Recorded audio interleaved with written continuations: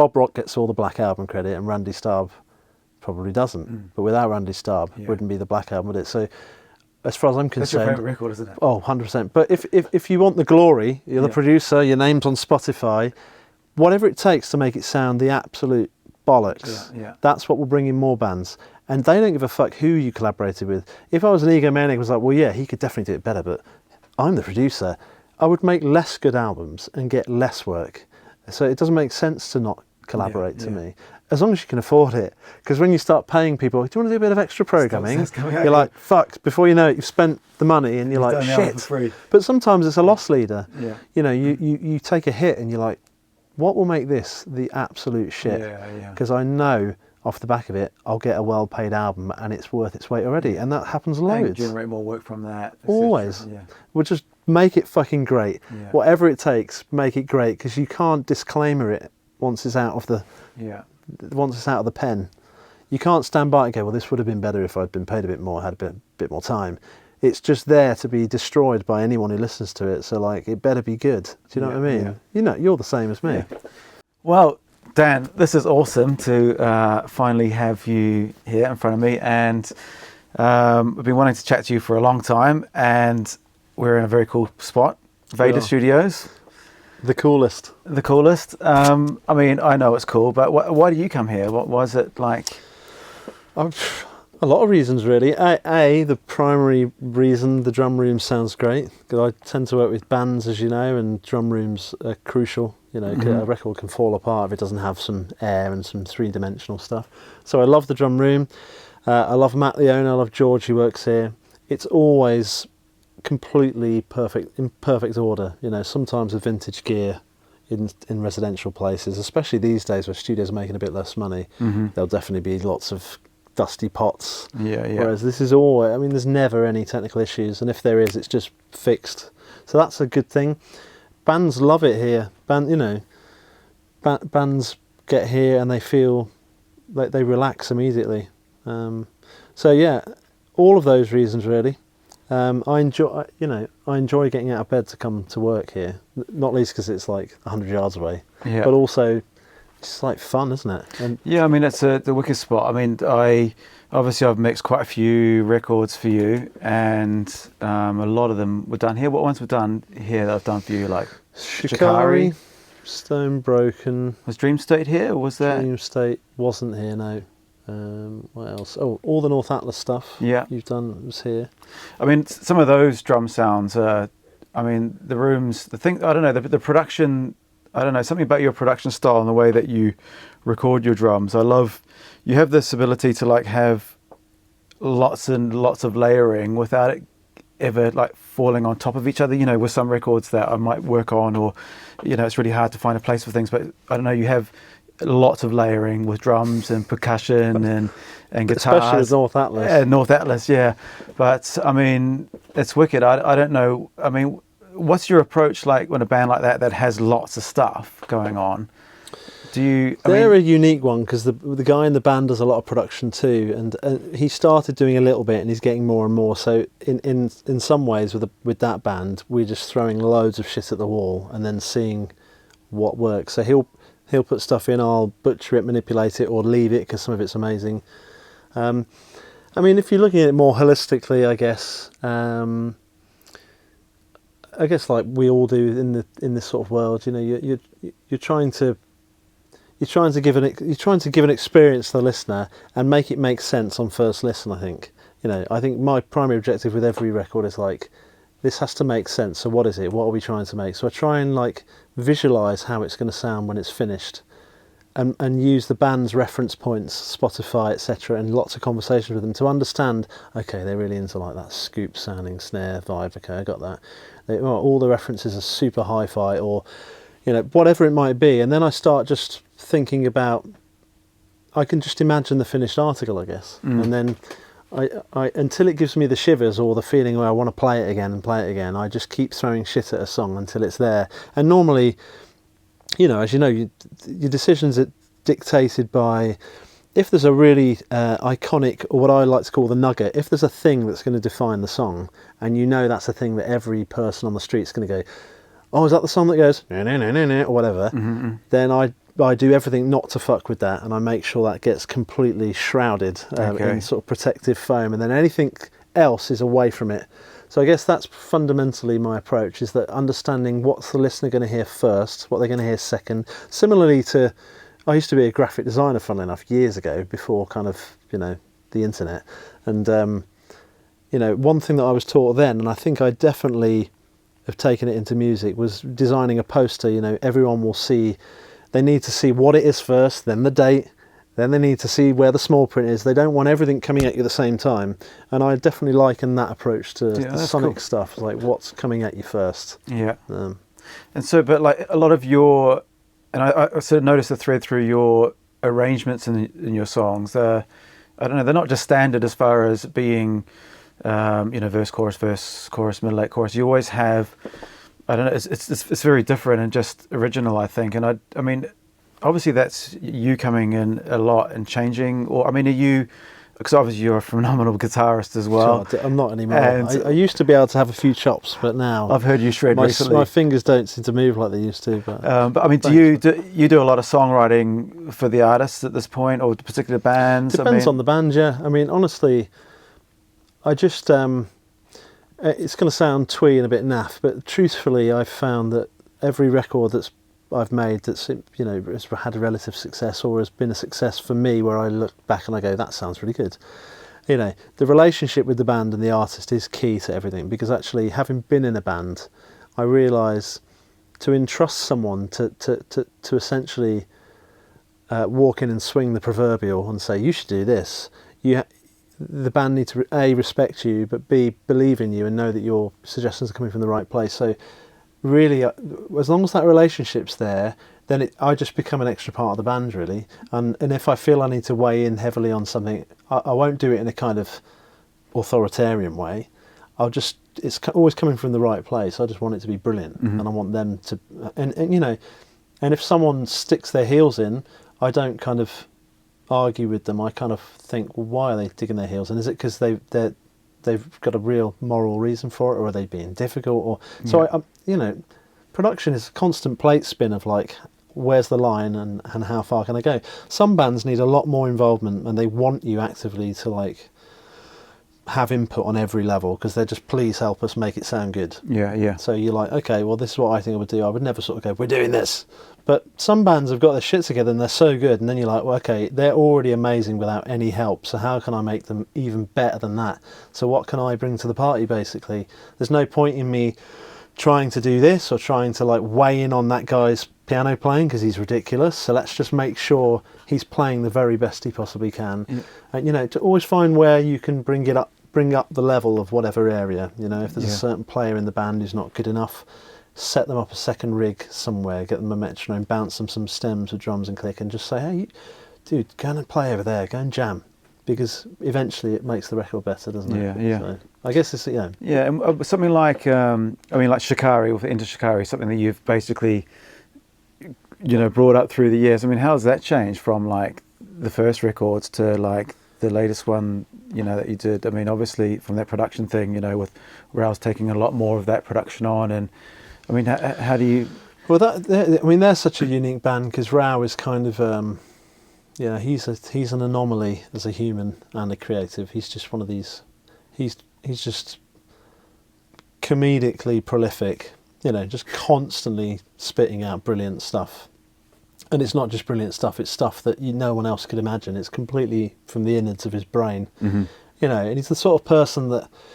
It's formidable to be around someone like Rao, because he's that good. Because you're like, fuck, this guy's constantly coming up with genius level ideas. And he's not like he can't sit and like rip guitar. He can't even, you won't see him playing Rachmaninoff or anything. He can play, but he would never profess to be like an expert at any instrument.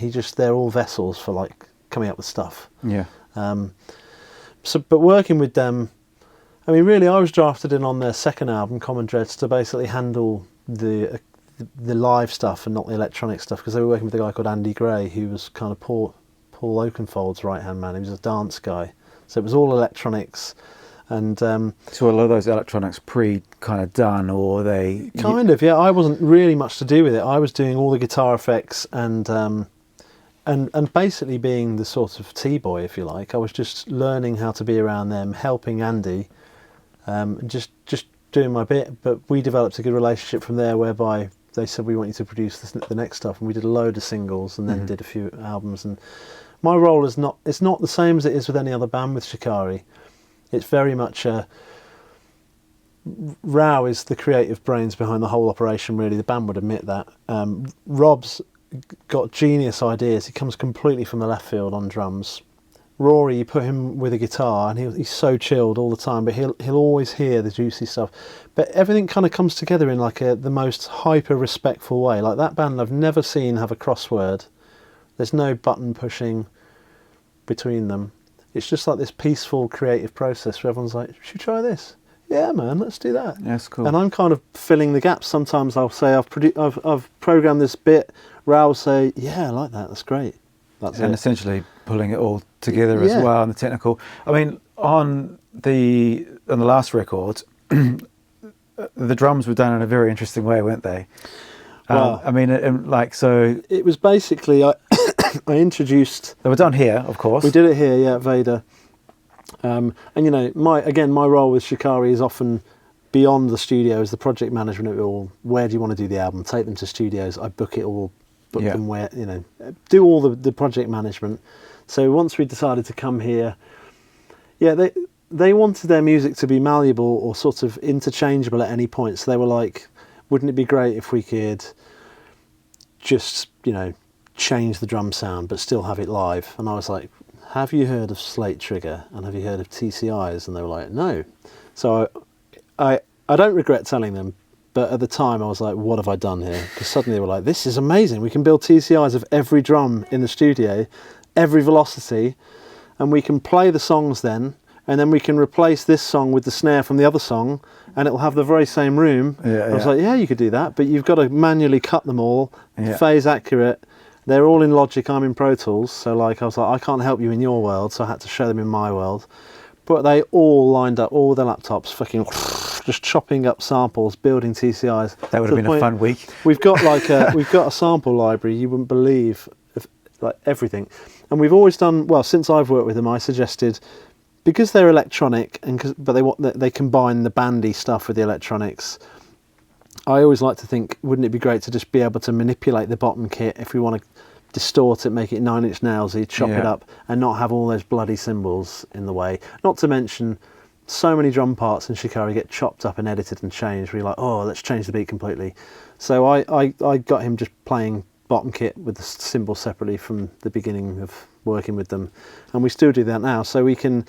It's even easier to interchange stuff, change tom sounds, you know, whatever. And then when it's all finished at the end, the very final cherry is like, okay, let's add some cymbals. But the cymbals themselves, it's a whole creative process. It's not like these are the cymbals I'm going to use for this song. Yeah. He might get to a bit and go, oh, I really want to hear this cymbal. And he'll just change the cymbals for the chorus. Yeah, okay. And so the live incarnation of the songs is often very different, so it's very much what's going to sound cool in the studio approach. That's quite cool. I mean, I got to admit, when I was mixing those things and the files came through and it was like 256 drum tracks, and I actually couldn't even open the session because I was running in native at the time. That would have made Rob really happy. I know, probably, and I had to.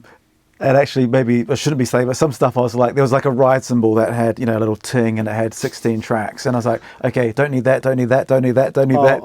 I'll just delete just to get the sessions going. Dude, but trust me, like, there's many a things I would delete in those sessions. If I'm really honest, where we're like, we don't need all this stuff, but it was great. Rob's a real purist. He loves sound, so I'm just like, well. We'll do it all. We'll record that with as many mics as you want. Fuck it. We can always stem it down afterwards. But yeah, I probably should have done that for you before. No, it was okay. I mean, it was once I got my head around it. Like you just said earlier, I was able to manipulate things totally in a different way. Like, because I think on Crossing the Rubicon, that track, it's like you hear that little tiny, it was like a little tiny snare, like a toy snare. Yeah, and I think even on that song. On one of them, I might have been holding the drum while he hit it as the backbeat or something. I don't think we even, on one of the songs, we didn't even have a stand that would hold it. So I think I or George or someone was just holding it while he was slamming this thing. And then we had tea towels on all the toms. On Crossing the Rubicons and tea towel. Because those were super dry. And then the cool thing is you could manipulate that snare drum as a whole, put some crazy distortion on, and do something completely with the. It was really cool, actually. It was I enjoyed mixing it because it's more of an electronic way of mixing a live band. Yeah. It was a mad album, and obviously Rao. That's the first album I've worked on with them where Rao, they're so polite and nice as people. They kind of wanted me involved, but they didn't want to have the conversation of, I don't want you to be the producer. Yeah, okay. Because Rao is just becoming so good. It's like, it makes perfect sense for him to do that. Yeah. And obviously I don't think I have an ego. I probably do in there, but I'm not overtly egomaniac. And I'm also good friends with him. And I said, well, look, I'll do any role that suits you. I can just... like Alan Moulder used to with Trent Reznor, he'd just fit in however it worked for Trent Reznor. And obviously, not to compare myself to the great Mouldinator, but I thought, well, fuck it. If you want me to just edit everything, I'll do that. If you want me to... I'll make the tea. Yeah, I'll do whatever. So it ended up that my role was pretty similar to what it normally is. It's just the buck stopped with Rao a lot more. So he was just like all over it. I mean, constantly off doing his thing. Still I record all Rao's vocals and edit all Rao's vocals, tune them or whatever when they're needed. So I still have the same role that I always have with him, but he's the creative mastermind way more than ever. And to be honest, I couldn't have produced that album because it's so intrinsically part of his brain. It has to be his vision. It's not that sort of music goes beyond do the drums sound good or not. It's more like it's creating a sound from nothing. And only his brain could have come up with that. So it was amazing to be involved. Whether I'll be involved in more, who knows? Rao might go on and be like, look, I mean, to be honest, now I've given them all these TCIs, I can't see them ever recording drums again. They just fucking program their own kit. So I've probably shot myself in the foot there, and Vader. Oh, gosh. But there we go. So, I mean, you say you're not a great guitarist, but let's talk about guitars, because one of the things I've really noticed about mixing your stuff, the first thing I mixed for you was Dream State. And when I opened up that session and played those guitars, I was like, this is insane. Like not only the playing, but like how perfectly in tune you get things. Oh right. I am really anal with that stuff. Are you? I also think his guitars, if I recall, his guitars were well set up. Do you remember what you were using on those, or do you know what I don't? I mean, what is your normal sort of? I know. Well, I kind of know you have a couple of different setups, but what do you go to? Like, I mean, how do you get these sounds? Well, I guess because I am a guitarist, I understand what an in-tune guitar feels like and sounds like. So first things first, I'm massively anal with tuning, so I always do the tuning of the machine as myself. Not because I'm a control freak, probably a bit of that, but more that the guitarist can fret different chords, so both of their hands can be used on the guitar. So, often around the 5th fret, sometimes if a guitar's not set up properly, you might have a bit of an intonation issue, or sometimes if it's low tuning, the 1st and the 2nd fret power chords go a bit... So you retuning. So I'll constantly be doing that. I'll constantly be bending the neck on certain chords. Whilst I'm playing? The neck, yeah. Oh, no way. But I always ask, I'm like, do you mind me doing this? Because I might look like I'm being like some kind of maverick dickhead, like the magic. But it's mainly like, if there's a riff where they're hitting hard, for example, and they're playing frequently with the plectrum, if you think about it, the string is being constantly bent, so it's in a constant position of sharpness. Yeah. So I'll tune for a section. If I know it's going to be like, I'll make them hit the strings that hard into the tuner. Okay. But then if they hit a power chord at the end, it's all going to be all over the place. So at those moments, instead of just punching in the chord, if it's part of a great performance, I'll just flex the neck a bit and just flatten it. Oh, wow. And it works. And I'll have the Korg tuner running in bypass, so I'm looking at it all the time, so I know it's in tune. And then I always do the guitars first, because I feel like when you do bass, it's much harder, especially if you're like late at night doing bass. To pick the tuning. You can't hear fucking notes anymore. Yeah. So I'll know when the bass is in tune when it's just galvanising with the guitars. Yeah, okay. And just do that by ear. So yeah, I think it's mainly that. Also so the tone. When you play, do you let yourself do that, or because you see you're a good guitarist, so you don't need to? Well, I would never record my own guitars out of tune. I just wouldn't do it because I'm too anal. But I mean, I haven't recorded my own guitars for years, so I don't know. I mean, part of it is the tone as well. Like we were talking about the OCD pedal. Yeah. For me, I can grab that. Is it possible to actually go over there? But I do think tuning the way it's being played whilst tuning is crucial. Setting the guitar up properly, but also you could have that guitar could be perfectly in tune through this amp, and then you put it through this amp, and harmonically the chord's not galvanised anymore. It sounds weird. It sounds hollow. like, so sometimes I use certain pedals, like on that Dream State album, we use these Mr. Black pedals. Have you seen them? No. They're American boutique pedals, and they like add all these kind of crazy harmonics. But I also use this on all the rhythm guitars. Okay, what's the OCD? And you can just add sort of They're a great pedal, those. a chunkiness to the low mid. And if you go too far with the drive, it starts to get spongy. But if you don't, it's like adding the thing that we all look for from rhythm guitars. Is like that sort of where it's like 400 hertz, sort of the body. Yeah. Not so much the 200 beef with the palm mute stuff, but the sort of note, without having to crank loads of upper mid where it's like, you know. So I find just making sure So you have can this feel and kind of hear thing the on. chord always, yeah. And that's like when I'm getting rhythm guitar tones, that's all I'm listening for is the note, is the key coming, is that singing to me. Like I want to hear it go ma ma ma without a bass guitar. Until I've got it to do that, I'm not happy, I guess. So, and tuning is a big part of that, I suppose.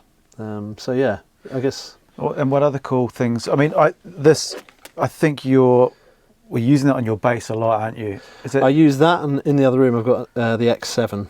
So what's that? The dark glass. This is the Alpha Omega. So So I use this for basically really the low subby octave stuff. The low octave thing that Yeah. comes. Yeah. Just super subby stuff, and then Yeah. the X7 has got a graphic EQ on it, Okay. and I use that for sort of clanky. I call it sick of it all bass, kind of stringy, clanky stuff. Yeah. And then I use a parallax now, which I think you use. Yeah. Yeah. I use that on the DI for even more clank, and then Yeah. I just Because that's also zero Also latency. alignment. You can actually track with that on Exactly. one sample or something. yeah, it's ridiculous. So I was using some of this, but and I must admit sometimes on your mixes I've switched to the Got rid. parallax. Yeah. Just because of the phaser shoot sometimes. 100%. I do too when I mix my own stuff. I lean on the DI stuff more. Yeah. But actually, with auto align, I found that I can get 3 DIs sounding so insanely tight that you can just do it.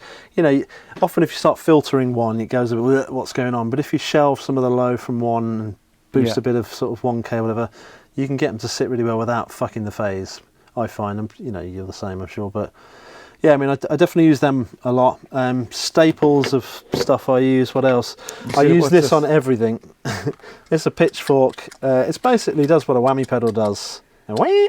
But you can either latch it so it's on, or you can just whee, whee, whee, and you can go up 2-3 octaves. You can go down. So better and than a you've got- whammy, like. It tracks better than a whammy. And you've got a mix, so you don't have to go full on. So if you've got like an octave chord in a chorus and you want a bit of jingle jangle in there, but you don't want it to sound kind of comical, you can just mix a bit in, and it gives you a bit of a jingly jangly sound. And this, we were talking about this earlier, weren't we? This isn't mine, but I've got to send it back. But I had one of these previously. This is my friend's who left it with me. I've got to post it to him. And you've got one. You can have mine. Oh, I promise you can have mine. 'Cause Really? I feel. I'll pay you for it. No, you don't need to. No, I will pay you for it. Just send me another mix to do. Yeah. But yeah, because I've used mine for years, but I feel like I've overdone it. You've Well, not rinsed it overdone, now. but you're telling me you used it on. We've used it on, I think, I definitely had it when we did Flash Flood of Colour in Thailand and Karma Sound. We had it there, and we used it on their album then, and we definitely used it on the Minesweep, and we definitely used it on the most recent album. And I've used it on loads of stuff. Not so much for like a cosmic cyber guitar moment, like Because it has this like filter thing where you can hold it on the filter rather than going wah. It's just. Do you remember the Line 6 Filter Pro? You know, the racks. I had a filter, an echo, and a mod, and the Filter Pro was amazing.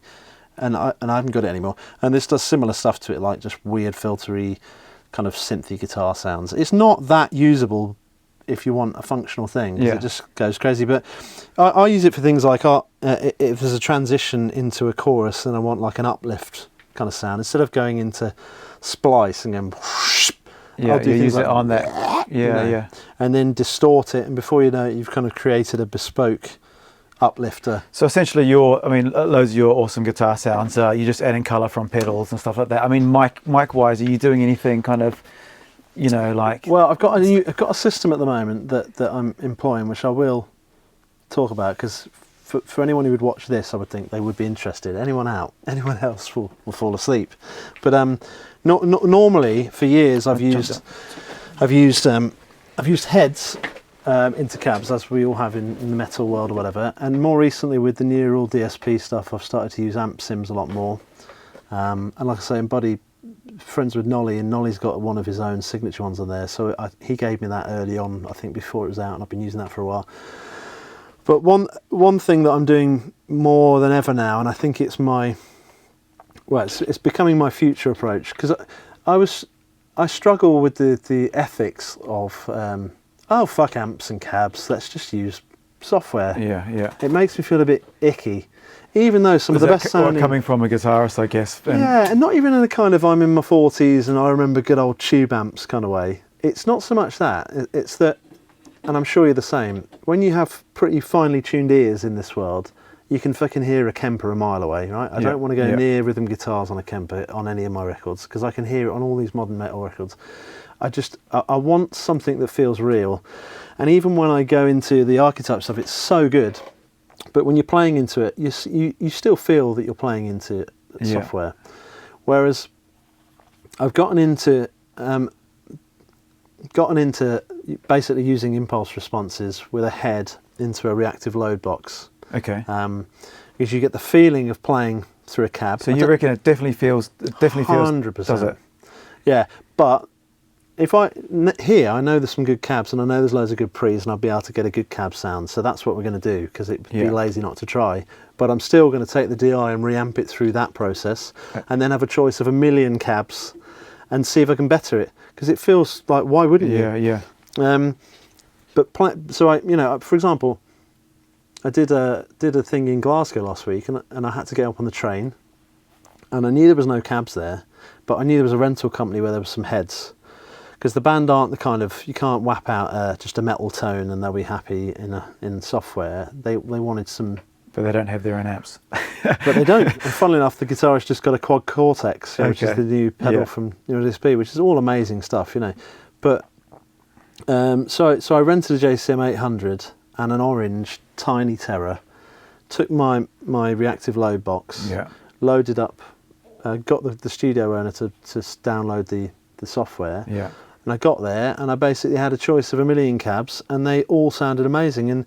And honestly, I can honestly say this: the monitor mix is hands down the best guitar tone I've ever got. Really? It was this JCM 800 into a fucking fake cab. Yeah. So it means a lot coming from someone like you, who, because to me, I've done an album recently inspired by you, actually, where I went to an Airbnb, and it was during the COVID thing, so I did it all with the new DSP stuff, and it really didn't feel like we were compromising anything. No, but you're not. But I'm not a guitarist, but like for you to say that using the impulse responses and all this kind of stuff. Well, it seems like the best combination of because as we all know, I suppose, there's many a great producer that we've all aspired to be like, who've made the greatest records, who probably refused to adapt.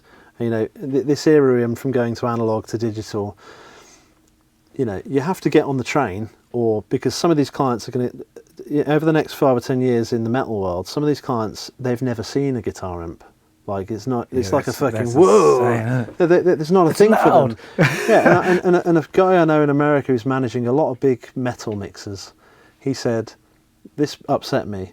He said 90% of the records his mixers are mixing are all programmed drums now, no real drums. No way. And funny enough, this week there's a guy mixing a metal thing for me in America, and I had to ask him, can you mix real drums? Really? Which I was like, what's happening? But I had to ask him, because I'd heard stuff on his CV that he sent me, and then when I did a bit of digging, I heard it was programmed. I was like, well, any fucker can mix programmed drums. I want to. So it's quite. I mean, it is quite hard though. Still hard to make it sound real. I think it's harder to make programmed drums sound more live. Well, you know that from a project, but we won't discuss that. But but it was still that was not real easy drums. Though. Yeah, not easy. What we're talking about is obviously from scratch. Getting 3 dimensions out of, for example, it's the clatter and the noise and some of the crap that you just don't get from these samples, right? Exactly. Yeah. But a lot of people, they are not recording real drums. They don't know how to, but they do know how to program and mix program drums brilliantly well, which is a service in itself, isn't it? Yeah. So so I guess the point I was making was that I'm trying to make sure that I'm on top of it. Like I've got all the drum being software. a modern man. I'm trying to make sure that I don't ever want to be like, what's that? Yeah. TCIs? What are they? Oh, we don't do that where I'm from. I want to be able to go, yeah, cool. Band in a room, you know. always. Yeah, exactly. Because like no one likes that guy. I didn't Yeah. like that guy when I was young. You have to kind of just find a way. And me doing the impulse response thing is me finding a way to offer a guitarist the real experience of what it feels like to play through a diesel VH4. Yeah. But be able to go, oh, you want it through a 2x12 instead? No problem. You know, like that. Yeah. So that's kind of where my head's at. Not least, I fucking name drop Nolly or not here, but Nolly's a good friend and I respect his ears, you know. Because he's just done some pretty amazing some impulse responses. That's what I'm using. Is yeah. it? Okay. Yeah. And you know, thankfully, he'll always send me his software, so I get like a treasure trove of good stuff. Nice. But you know, I was with him when he was mixing the last Architects record with Doomsday on it, and he was employing this technique. He was just had a stack of amps, just reamping the DI. And I was like, what is that guitar tone? Those guys have created something incredible there. And he was like, it's that 5150 there. I was like, what? And I couldn't believe how good it sounded. Wow. So like that's definitely what inspired me. And it's people like Nolly and actually yourself, like people who really love technology and understanding stuff. People like that's why people like that and people like yourself do well, because they want to get ahead of the curve and extract the best out of technology. And in his case, monetize it quite heavily. Yeah. But like, I would never have bothered YouTubing impulse responses or making an impulse response. I'm far too impatient and lazy to do that. But he'd get out of bed and do that. Yeah. He'd rather do that than be around a band. He doesn't like producing bands because he doesn't like being around bands. I'm like, I love being around bands. Yeah, so yeah. I think, you know, it's like tag teaming off each other, isn't it? Yeah, yeah. Yeah. So I have to thank Nolly for that, because he's made my life a lot easier with his brain power. But I think, like, on the bigger spectrum, I think that's where your production style, I really enjoy your production style, because you're not,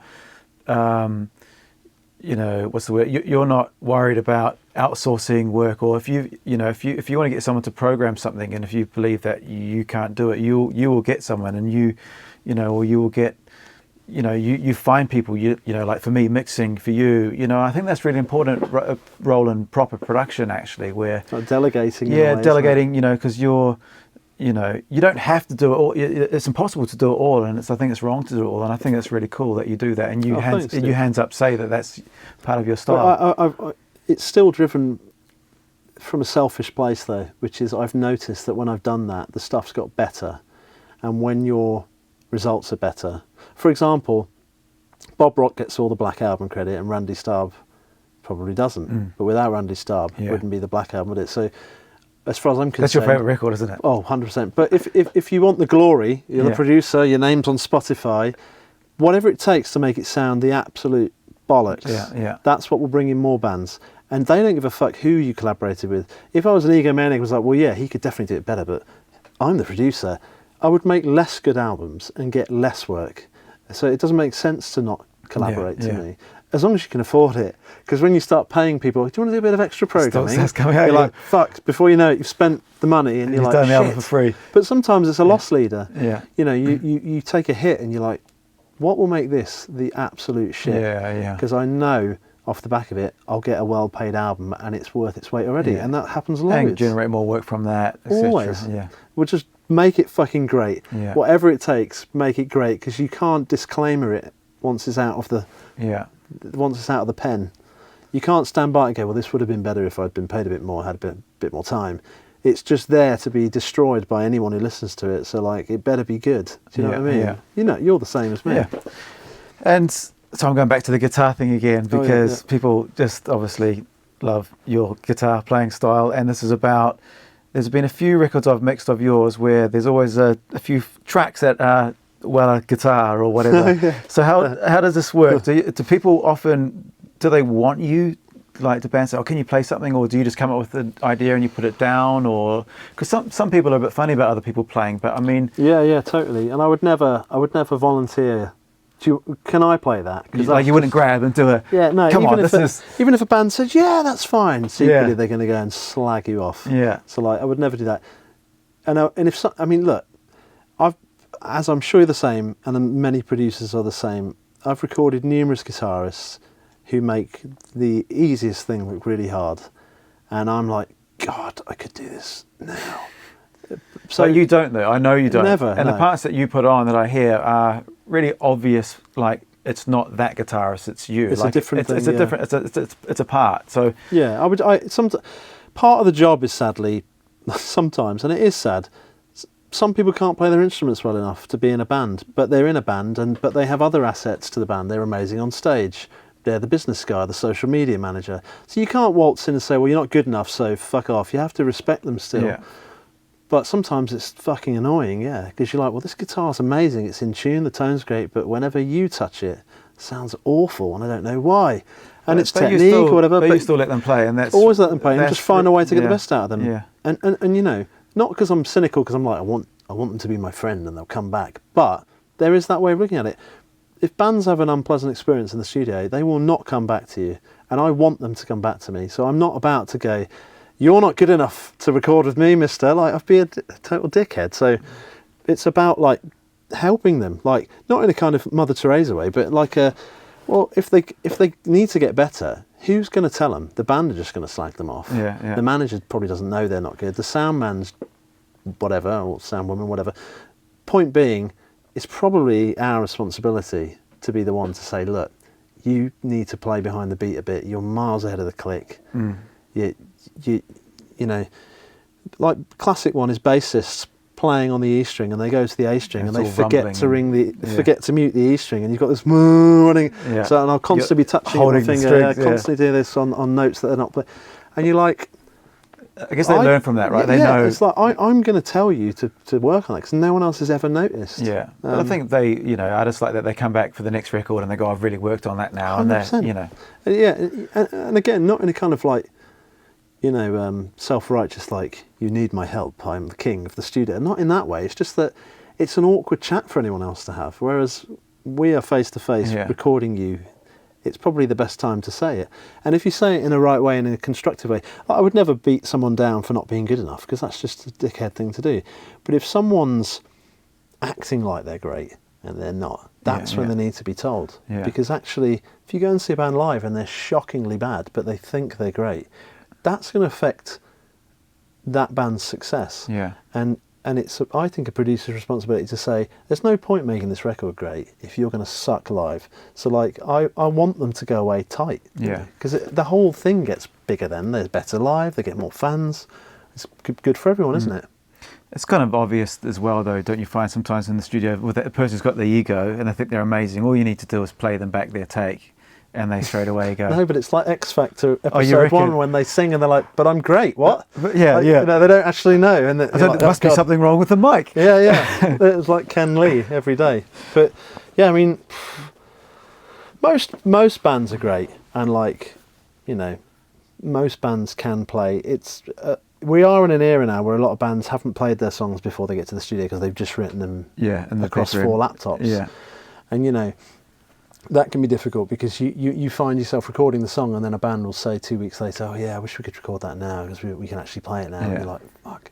So, you know, like with this album here, I'm trying desperately hard on every record, if you come to a nice place like this, to like get the band jamming as much as possible, because it always benefits the recording, and just get them playing and practicing. Not to mention they have more fun, because like if a drummer's just like, what's going on? They don't play well, they don't enjoy it, and it's just a negative energy for everyone, isn't it? It's just like, find a way. We've been jamming in there, smacking the hell out of the drums until the drummer's happy, then the band disappear, and then we focus on the drums, and he's already played the song 10 times, and he's feeling great. Yeah, cool. You know, and yeah, the skins are taking a hit, but I think it's worth it for the performance factor, you know. Speaking of skins taking a hit, I think I have a little present for you. Yes. Maybe we could go into the live room in a second and have a look. But I did bring you this. Oh my god, that looks like actually it's in a little loot bag. Textbook Kiwi. It's like a Lord of the Rings bag. There you go. So tell us what these are for. Legend. Oh mate, Don't know if you can see these. That's about 20 quid's worth there. Thank you very much. I actually need to buy some of these to take back to me because they don't sell them. Let me order you some, because I was just on a time. I'll chat when I'm ready. Basically, these are tuna fish, not endorsed by Tuna Fish, but basically you put them on top of the lugs on the snare drum, And if you're anal like me, go the extra mile and you put an elastic band around them, tie it around the lug, and it holds it down. Oh, okay. And it keeps the snare drum in tune. So if a drummer's smacking the hell out of it, you can go through a whole song. And you notice the song you walked in on, the pitch of the snare, that's the first song where the snare's gone off, because the drummer's shattered all of these lug locks. There's bits flying through the air. So from take 1 to take 40. Yeah, so I've just gone through a whole bag. Oh, We've there only you go, done mate. 4 songs, so I've got to order more anyway. So I'll order you an extra bag. But yeah, I mean they're brilliant and they're essential in the studio. I think those are the same ones. I haven't used them since I did Quobus on the Busted record. Oh really? So those are the same ones that he smashed. Yeah. Jesus. Yeah. But maybe we can. I don't know. We can go through into the other room. Yeah. I don't know whether we take the camera. Should we do walk whatever through, you want. or Yeah. should we walk through, or should we just go straight? So we're going to go into the room and check out the drums. But in this studio, are you essentially just tracking all the drums into this horrible console here? This SSL, or what are you- Ever heard of these before? Well, mostly. Reason being, like everybody, I love SSL EQs, and drums is the area I do the most EQing on the way in. Don't Okay, so you really do that EQ. all on the way, yeah. Especially toms. And you know, the key thing, and I think another thing that a lot of people don't seem to discuss, or I mean, I don't watch many YouTube tutorials, if I'm honest. That's a good thing. But you know, the biggest challenge when recording drums, especially in a rock band or a metal band, above all, beyond the performance or anything, is managing the bleed and the spill between stuff. Beyond phase and everything, that stuff's all critical, but you know, you can't just go, oh, I'm going to add some 10k to the toms. You have to go, well, wait a sec, that fucking massive crash cymbal's right next to that tom. So when I'm getting tom sounds, I always make the drummer hit all the cymbals surrounding the toms, and I EQ accordingly. So I'm always making sure the bleed is manageable. So and constantly angling the mics or putting up foam. Do you move the cymbals or not let them touch? I try not to. I always move chinas because drummers tend to not mind if a china's a few inches higher, Yeah, and they okay. seem to be the ones that like attack floor tom mics the most. Yeah. But yeah, I mean, that's definitely the key. But so doing a lot of EQing on the way in, don't really do any compressing on the way in when it comes to that stuff. I do on room mics. Yeah. Are you precious about using other outboard, like, oh, I need to use an E for this, or a API? Honestly, not.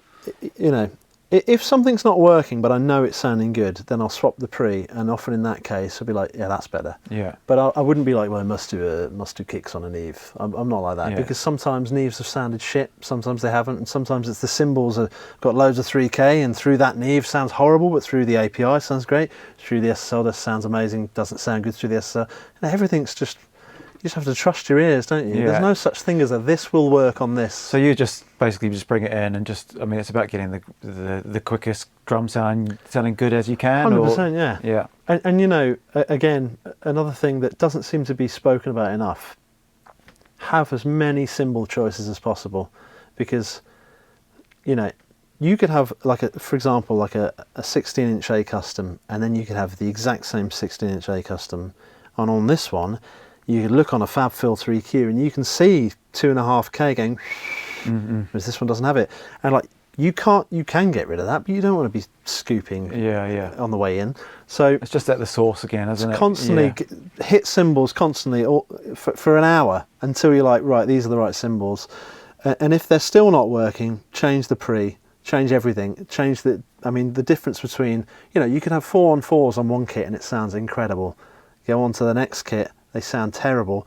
Put some 184s. Oh, they don't sound right. Put these, and then the next album will completely confuse you because it will be the opposite. Yeah. You know, as you know, so it's like different drum kit, different drummer, different room, different reflections. Yeah. How close to the wall are you? Is there a rug under the kit? You know, whatever it may be. Like, so you constantly. I think the thing that annoys me, well, the reason I keep going about tutorials, you see so many of these tutorials, and then you look at the credentials of the person speaking with such authority, and you're like, you've never, you don't have, where are the experiences? Less tutorials and more actually doing exactly, and these are the reality things in the studios that you're constantly, there's constant moving targets that there's no rhyme or reason for. Yeah. You just have to trust your ears 100%.